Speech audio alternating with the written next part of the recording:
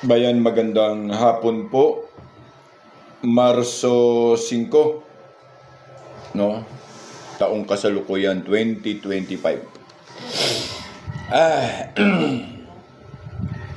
Bayan,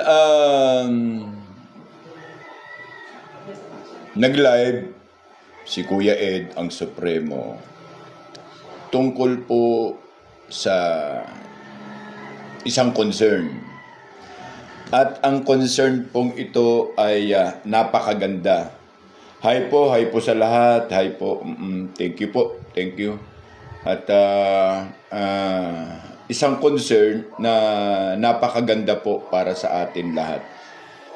So ang concern pong ito ay ang pagpanig at paggawa ng desisyon ng Korte Suprema sa second oral argument nila na inaatasan ng ating pamahalaan na ibalik ang ating PhilHealth.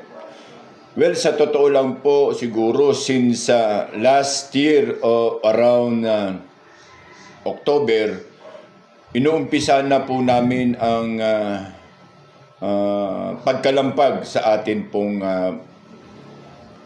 pamahalaan, sa atin pong Korte Suprema na mamagitan at gumawa ng aksyon tungkol po dito, no, sa pagkuha o paglagay sa National Treasury ng almost 89 billion, no, na ito ay sa poder at pangangalaga ng PhilHealth para po sa kapakanan ng mga mamamayan na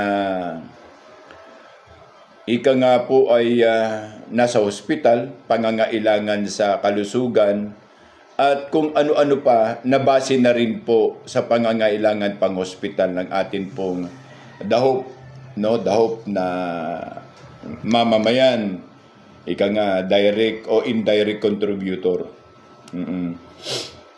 So, at ito po ay napakagandang balita po sa mga nagbabayad, no, or binabawasan ng PhilHealth sa kanilang buwanan or kinsinas na sahod.